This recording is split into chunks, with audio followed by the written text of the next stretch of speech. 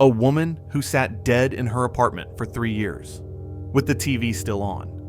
A radio signal from Russia that has been buzzing since the Cold War. And nobody knows who is broadcasting. A deep-sea accident where physics turned a human body into something unrecognizable. And a man who ate live cats and corpses to satisfy an endless hunger. Wikipedia wasn't built for fear, but fear finds its way into everything humans touch. Even a website meant for facts. Tonight, we descend into the rabbit hole. Here are the 6 most disturbing Wikipedia pages that are actually true. We begin with the terror of presence. Search for Hinterkaifeck murders. Germany, 1922. 6 people slaughtered on a remote farm. But the murder isn't the scary part. It's the timeline. Days before the attack, the father found footprints in the snow leading from the forest to the house, but there were no tracks leading back out. He heard footsteps in the attic. Keys went missing. The killer was living with them, watching them sleep, waiting. After killing the family with a pickaxe, the intruder didn't flee. Smoke was seen coming from the chimney for 3 days after the deaths. The cattle were fed. Food was eaten in the kitchen, just feet away from the corpses. The page doesn't describe a murder. It describes a presence, something that was already inside the house long before the family realized. But Hinterkaifeck is terrifying because someone was too close. Our next page is terrifying for the exact opposite reason. Sometimes the horror isn't about an intruder watching you. It's about the fact that absolutely no one is watching you. This brings us to the entry for Joyce Vincent. This isn't a murder mystery. It's a societal horror story. Joyce was 38 years old, beautiful, popular, living in London. In January 2006, officials broke into her apartment to repossess it. They found a skeleton sitting on the sofa. The television was still on, playing BBC One. The heating was still running. Christmas presents were wrapped on the floor. Joyce hadn't died that week. The Wikipedia page reveals she had been dead for 3 years. She died in 2003. For 3 years, neighbors ignored the smell. They ignored the constant noise of the TV. She decomposed in a room surrounded by people, and none of them noticed. Joyce Vincent died in silence. Our next subject is the opposite. A sound that refuses to die, even when the country that created it already has.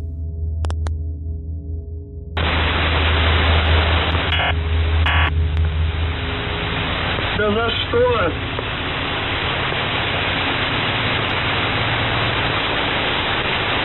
А музыку включить можно?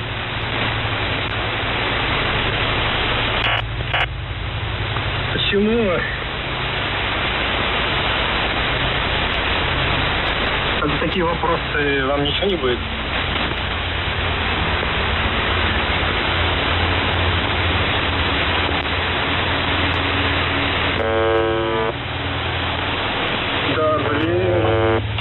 Since the 1970s, a mysterious shortwave radio station in Russia has been broadcasting this sound, 24 hours a day, 7 days a week.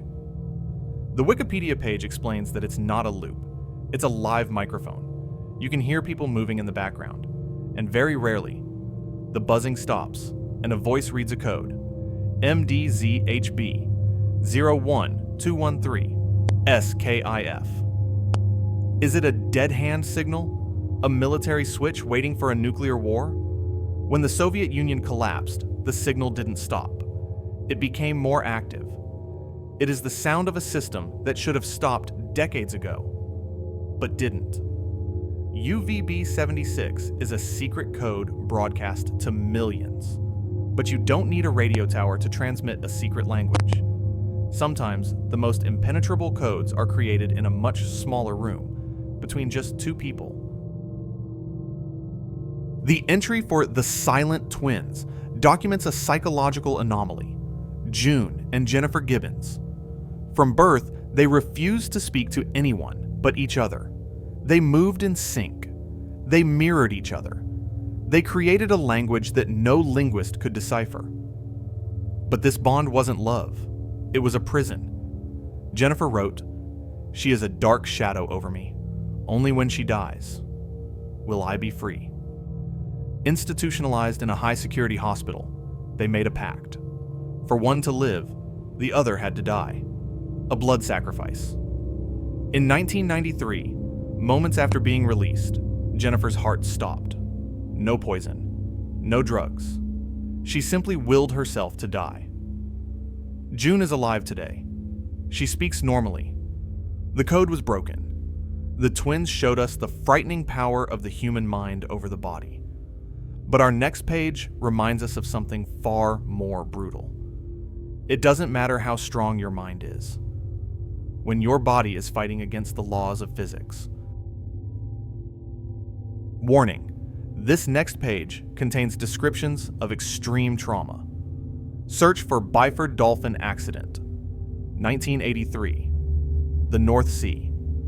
4 divers were in a decompression chamber on an oil rig, living under extreme pressure. A clamp was opened too early. The chamber went from 9 atmospheres of pressure to 1 atmosphere in a fraction of a second. It was an explosive decompression. I won't read the autopsy report verbatim, but the Wikipedia page states that the air inside their bodies expanded instantly. They didn't just die, they were disassembled. In the report, the line that stands out is simple. Death was instantaneous. What happened before that sentence was not. The divers died instantly. They felt nothing. But our final subject, he felt everything. His horror wasn't sudden. It was a slow, lifelong torture, driven by an appetite that came straight from hell. Our final page is a medical impossibility. Tarare, 18th century France. He had a hunger that was bottomless. He ate stones. He ate live cats. He ate basketfuls of garbage.